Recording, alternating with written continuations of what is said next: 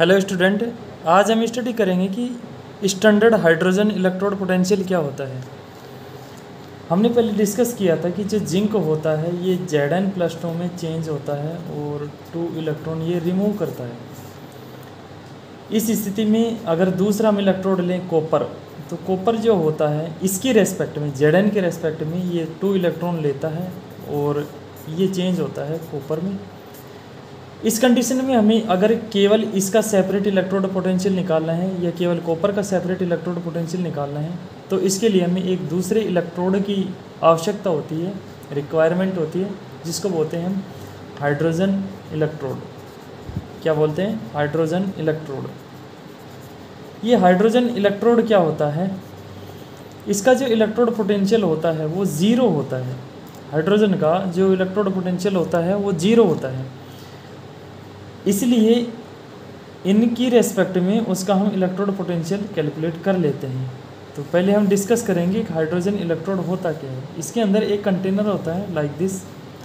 इस कंटेनर के अंदर एक सॉल्यूशन भरा होता है, एसिडिक सॉल्यूशन जिसको बोलते हैं, और उसकी जो कंसंट्रेशन होती है वो 1m होती है। कंसंट्रेशन क्या होती है? 1m होती है। इसी सॉल्यूशन के अंदर एक अनदर कंटेनर प्लेस होता है कुछ इस तरीके से, जिसको हम हाइड्रोजन इलेक्ट्रोड बोलते हैं।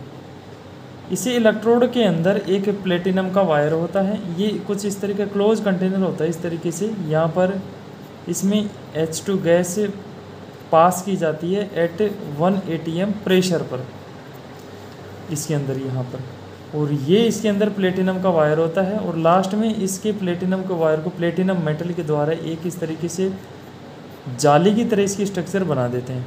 इसमें क्या होता है कि यहाँ पर एक 1 atm प्रेशर पर हाइड्रोजन गैस इसके अंदर पास की जाती है, जिसके कारण ये गैस यहाँ पर आएगी इस सॉल्यूशन में। इस 1m जो H+ है इस सॉल्यूशन में ये गैस आती है। तो यहाँ पर दो रिएक्शन पॉसिबल होती हैं। पहली कंडीशन तो क्या होगी कि ये जो H2 है, ये H2 गैस 2 इलेक्ट्रॉन रिमूव करे और 2 प्रोटॉन में चेंज हो जाए, और 2 इलेक्ट्रॉन क्या करे? रिमूव कर दी। ये दोनों इलेक्ट्रॉन इस प्लेटिनम के वायर पर ड्रॉप हो जाते हैं, जिसकी वजह से यहाँ पर एक नेगेटिव चार्ज जनरेट होता है। दूसरी कंडीशन क्या होगी कि यहाँ पर इस सॉल्यूशन में जो H+ है, ये H+ वापस इस इलेक्ट्रोड के पास जाए और इससे एक इलेक्ट्रॉन कैप्चर करे और वापस से ये न्यूट्रल हो जाए। मीन्स रिएक्शन ऐसे होगा 2H+, ये दोनों H+ इस सॉल्यूशन से आते हैं, +2 इलेक्ट्रॉन, और ये चेंज हो जाएगा H2 गैस में। तो यहाँ से H2 गैस रिमूव होती है। तो दोनों टाइप की रिएक्शन है वो पॉसिबल है। यहाँ पर फर्स्ट जो रिएक्शन है इसके अंदर इसने हाइड्रोजन ने इलेक्ट्रॉन रिमूव किए, मीन्स यहाँ पर इसका हुआ है ऑक्सीडेशन। यहाँ पर क्या हुआ है? ऑक्सीडेशन। और यहाँ पर हुआ है रिडक्शन। यहाँ पर क्या हुआ है? रिडक्शन। अब कौन सा रिएक्शन, ये वाला रिएक्शन प्रोसीड होगा या ये वाला रिएक्शन प्रोसीड होगा, ये इस बात पर डिपेंड करता है कि इसके करस्पॉन्डिंग में हमने इलेक्ट्रोड कौन सा लिया है। जैसे हम एग्जांपल लेते हैं, हमने लिया zinc electrode, Zn electrode. Zn जो है ये Zn+2 में चेंज होता है 2 इलेक्ट्रॉन रिमूव करके। तो इसका जो इलेक्ट्रोड पोटेंशियल होता है E0, इसकी वैल्यू होती है -0.78 वोल्ट। अगर हम ये जिंक वाला इलेक्ट्रोड इसकी रेस्पेक्ट में ऐड करते यहाँ पर, जैसे हम यहाँ पर जिंक इलेक्ट्रोड इसके साथ अटैच कर दें इसको इस तरीके से, ये रेजिस्टेंस है, तो उस कंडीशन में रिएक्शन क्या होगा? उस कंडीशन में जिंक की तो नेचर है क्या? इलेक्ट्रॉन रिमूव करना। क्यों? क्योंकि इस हाइड्रोजन का इलेक्ट्रोड पोटेंशियल जो होता है E0 वैल्यू, E0 हाइड्रोजन के लिए ये 0.0 वोल्ट होता है। हाइड्रोजन के लिए E0 वैल्यू किसके लिए? H+ के लिए, या हम बोलें H2 2H+ के लिए इसकी E0 वैल्यू क्या होती है? 0 वोल्ट।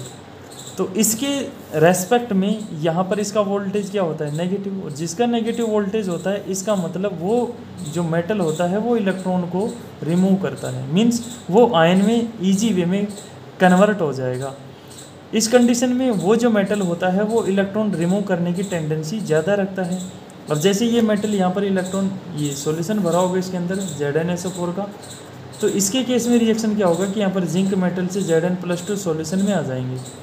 अब Zn+2 सॉल्यूशन में आएंगे तो यहाँ पर 2 इलेक्ट्रॉन ऑलरेडी रिमूव कर देगा, तो इसकी वजह से यहाँ पर आ जाएगा नेगेटिव।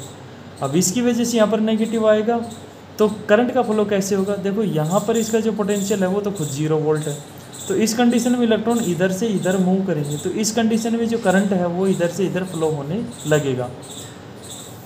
तो अगर हम इस हाइड्रोजन इलेक्ट्रोड के साथ जिंक का इलेक्ट्रोड प्लेस करते हैं या जोड़ते हैं तो यहाँ पर कौन सा रिएक्शन प्रोसीड होगा, उस कंडीशन में इस प्लेटिनम के वायर पर नेगेटिव चार्ज आएगा, किसके कारण, इसे जिंक के इलेक्ट्रोड के कारण। तो यहाँ पर रिएक्शन क्या होगा कि H+ जो है सॉल्यूशन में से इसके पास जाएगा और ये इलेक्ट्रॉन कैप्चर करेगा, H2 गैस यहाँ पर बन जाएगी। मीन्स यहाँ पर जो रिएक्शन होगा वो ये वाला प्रोसीड होगा, किसके केस में, जिंक इलेक्ट्रोड के रेस्पेक्ट में।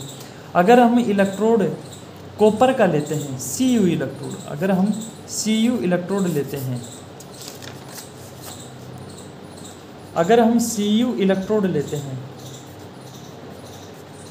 तो इसके केस में जो कॉपर होता है इसकी जो टेंडेंसी होती है कॉपर +2 इलेक्ट्रॉन कैप्चर करता है और ये क्या करेगा, कॉपर में चेंज हो जाएगा। इसके लिए इसकी जो E0 वैल्यू होती है, E0 Cu+2, इसका वैल्यू होता है +0.34 वोल्ट। मीन्स हमें ये ध्यान देना है कि यहाँ पर ये पॉजिटिव है।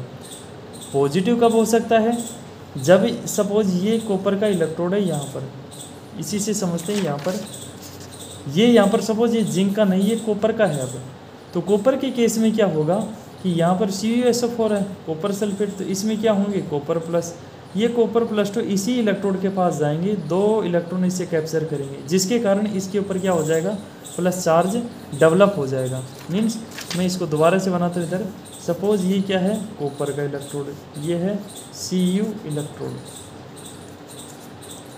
तो इस कंडीशन में क्या होगा, इसके अंदर कॉपर सल्फेट का सॉल्यूशन होगा और इसमें क्या होते हैं, Cu+2 के आयंस होते हैं। ये कौन है, सपोज ये अपना हाइड्रोजन इलेक्ट्रोड है, स्ट्रक्चर आप लोगों ने देख लिया इसका, तो मैं इसको इससे अटैच करता हूँ। ये प्लेटिनम का वायर है यहाँ पर और ये वो स्ट्रक्चर है, यहाँ पर वो सॉल्यूशन है 1M और इधर से कौन है, H2 गैस, ये इसमें भेजी जा रही है। अब रिएक्शन कौन सा होगा, इसकी तो नेचर है कि यहाँ पर प्लस डेवलप करना। अब यहाँ पर प्लस डेवलप होगा तो करंट का फ्लो इधर होगा, करंट का फ्लो अगर इधर होता है तो इसका मतलब इसे, ये जो प्लेटिनम का इलेक्ट्रोड है यहाँ से इलेक्ट्रॉन रिमूव होंगे इधर, तो यहाँ से जब इलेक्ट्रॉन इधर से इधर आएंगे तो उस कंडीशन में क्या होगा कि यहाँ पर जो कॉपर +2 है ये इन इलेक्ट्रॉन को कैप्चर कर लेगा और ये प्रोसेस चलता रहेगा। इस कंडीशन में यहाँ पर कौन सा रिएक्शन होगा, यहाँ पर फिर अपोजिट रिएक्शन होगा पहले वाला। यहाँ पर कौन सा रिएक्शन हो रहा था, पहले जिंक के केस में ये रिएक्शन हो रहा था, ये 2 इलेक्ट्रॉन रिलीज कर रहा था, ये 2 इलेक्ट्रॉन गेन कर रहा था, यहाँ पर ये वाला जो रिएक्शन है प्रोसीड हो रहा था। लेकिन इसके केस में क्या है, इलेक्ट्रॉन जो हैं वो ये रिमूव करेगा और इलेक्ट्रॉन ये किस कंडीशन में रिमूव कर सकता है, जब ये हाइड्रोजन गैस H2 गैस ये कन्वर्ट हो 2H+ में और 2 इलेक्ट्रॉन रिमूव हो। मीन्स इस कंडीशन में रिएक्शन इसका अपोजिट होता है। तो ये दोनों तरीके से ना रिएक्शन शो करता है हाइड्रोजन इलेक्ट्रोड, और इसका जो पोटेंशियल होता है वो 0 होता है और इनका जो उपयोग किया जाता है, यूज़ किया जाता है, वो किसी भी इलेक्ट्रोड का इलेक्ट्रोड पोटेंशियल निकालने में किया जाता है, क्योंकि इसका तो खुद का वोल्टेज क्या होता है 0। और हमने E0 सेल क्या पढ़ा था, E0 cell is equal to E0 right, E0 right वाला इलेक्ट्रोड माइनस E0 लेफ्ट वाला इलेक्ट्रोड, हमने ये निकाला था। मीन्स जिसका पोटेंशियल नेगेटिव है हमको उसको लेफ्ट में रखना है और जिसका पॉजिटिव उसको राइट में रखना है। तो इस हिसाब से हम निकालते थे E0 सेल। अब इस केस में क्या होगा कि यहाँ पर अगर ये पॉजिटिव है तो उस कंडीशन में ये खुद 0 होगा। मीन्स E0 राइट ये क्या है, सपोज पॉजिटिव है तो हम क्या करेंगे, ये हाइड्रोजन का इलेक्ट्रोड पोटेंशियल होगा। तो इस कंडीशन में जो E0 सेल है ये फाइनली किसके इक्वल हो जाएगा, E0 राइट के इक्वल हो जाएगा। मीन्स यहाँ पर जो ई नोड सेल आएगा, यहाँ पर जो इसका इलेक्ट्रोड पोटेंशियल आएगा वो फाइनली किसका इलेक्ट्रोड पोटेंशियल आएगा, जैसे यहाँ पर हमने कॉपर का इलेक्ट्रोड लिया तो इसका इलेक्ट्रोड पोटेंशियल आ जाएगा। जिसका भी हम इलेक्ट्रोड यहाँ पर ऐड करेंगे इसके साथ, यहाँ पर जो पोटेंशियल डिफरेंस आएगा ये पोटेंशियल डिफरेंस इस इलेक्ट्रोड का इलेक्ट्रोड पोटेंशियल ही होगा। ये पॉजिटिव है, ये नेगेटिव है, ये इस बात पर डिपेंड करेगा कि इस इलेक्ट्रोड पर करंट का फ्लो किस डायरेक्शन में है। अगर करंट का फ्लो हाइड्रोजन इलेक्ट्रोड की तरफ है, टुवार्ड्स द हाइड्रोजन इलेक्ट्रोड, तो उस कंडीशन में ये पॉजिटिव होगा।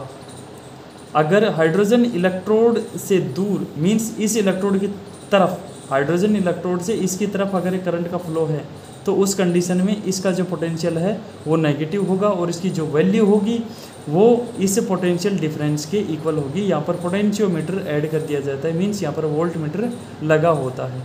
तो ये था हाइड्रोजन इलेक्ट्रोड पोटेंशियल, जिसके द्वारा हम किसी भी अननोन इलेक्ट्रोड का इलेक्ट्रोड पोटेंशियल कैलकुलेट कर लेते हैं।